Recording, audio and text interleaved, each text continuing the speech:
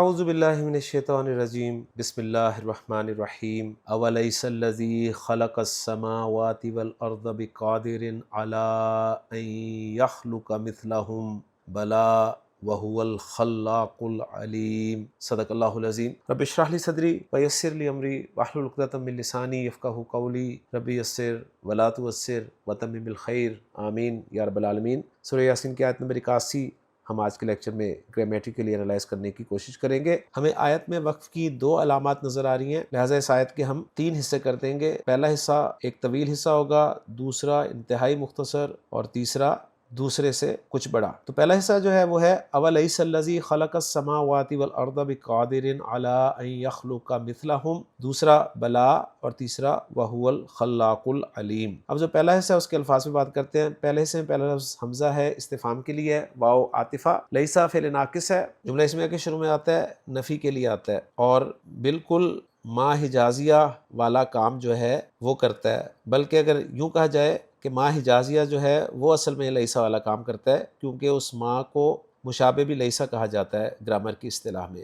الذی اس میں موصول ہے، واحد مذکر مبنی اور معرفہ، خلق کا فعل ماضی معروف، واحد مذکر غائب کا صیغہ ہے، السماواتی، السما کی جمع سالم مؤنث، معرفہ منصوب مجرور ایک ہی شکل ہوتی ہے اس کی، واو عاطفہ ہے، الارض واحد مؤنث معرفہ اور منصوب، با حرف جر ہے، اور یہاں پر یہ زائد ہے کیونکہ لیسا کی خبر پر لگا ہوا ہے۔ قادر صیغہ صفت اسم الفاعل ہے، قاف دال را سے مجرور ہے، واحد ہے، مذکر ہے اور نکرہ ہے۔ علی حرف جر ہے جس کے بعد ان حرف مصدر ہے، اس لیے کہ آگے فعل مضارع ہمیں نظر آ رہا ہے منصوب، جو کہ یخلقہ ہے۔ یخلقہ فعل مضارع منصوب معروف واحد مذکر غائب کا صیغہ ہے۔ خالام قاف، خلق یخلقو، ماضی بھی خلق استعمال ہو گیا اس آیت میں، اور یخلقو بھی استعمال ہوا ہے منصوب ہو کر یہاں پر۔ اور مثل کا لفظ جو ہے وہ واحد ہے، مذکر ہے، منصوب ہے، اور مضاف کے طور پہ استعمال ہوا ہے، اور ہم ضمیر مجرور متصل جمع مذکر غائب کی لگی ہوئی ہے۔ الفاظ کو جوڑ کر جملہ بنائیں تو حمزہ استفہامیہ، واو عاطفہ، لیسا فعل ناقص، فعل ناقص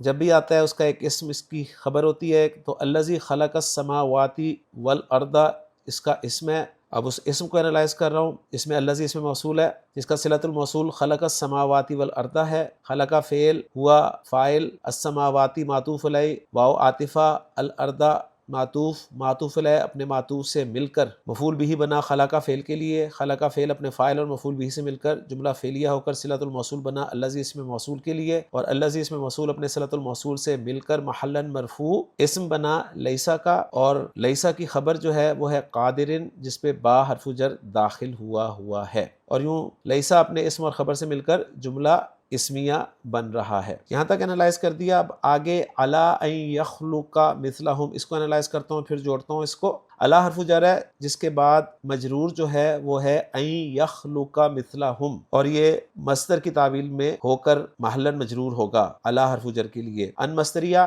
جس کا صلۃ الموصول حرفی ہے یخلق مثلہم، یخلق فعل بفاعل ہوا ضمیر اس کا فاعل، اور مثلہم مضاف مضاف الیہ ہو کر مفعول بھی، فعل فاعل مفعول بھی، جملہ فعلیہ ہو کے صلۃ الموصول حرفی ان کے لیے، ان مصدریہ اپنے صلۃ الموصول حرفی سے مل کر محلا مجرور مصدر کی تعویل میں ہو کر علی حرف جر کے لیے، اور علی حرف جر اپنے مجرور سے مل کر متعلق قادرن صیغہ صفت اسم الفاعل کے، تو یہ بھی الحمدللہ جڑ گیا۔ دوسرا حصہ بلا، آپ جانتے ہیں کس لیے استعمال ہوتا ہے، بہت دفعہ اس پہ بات ہو چکی ہے، منفی جملے کے جواب میں آتا ہے، کیوں نہیں کے معنی دیتا ہے۔ واو حرف ہے، ہوا ضمیر مرفوع منفصل واحد مذکر غائب کی، الخلاق صیغہ مبالغہ ہے، خالام قاف سے، العلیم صیغہ مبالغہ ہے۔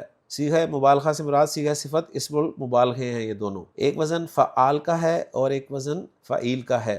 یوں ہوا مبتدا اپنی دونوں خبروں سے مل کر جملہ اسمیہ بن رہا ہے۔ محمود صاحب صاحب بتا رہے ہیں کہ الحمزہ جو ہے یہاں پر استفہام کے لیے اور استفہام تعجب کے لیے، واو عاطفہ قادر مجرور لفظاً منصوب محلاً، کیونکہ لیسا کی خبر جو ہے وہ منصوب ہوتی ہے، ان حرف مصدری ہے اور مصدر معول ان یخلق فی محل جر متعلق بقادر ہے، بلا حرف جواب ہے لإیجاب السوال منفی ای بلا ہوا قادر، واو عاطفہ ہے، العلیم خبر ثانی ہے مبتدا ہوا کے لیے، جملہ لیس الذی خلق لا محل لا معطوف لا استناف مقدر ای الیس الذی انشأ المخلوقات اول مرہ، وَلَيْسَ الَّذِي خَلَقَ السَّمَاوَاتِ وَالْأَرْضَ جملہ خلق لا محل لہ صلۃ الموصول الذی جملہ یخلق لا محل لہ صلۃ الموصول حرفی ان اور جملہ هو الخلاق لا محل لہ معطوف علی استئناف مقدر ای بلا ہوا قادر علی ذالک وهو الخلاق العلیم۔ تو بہت تفصیل سے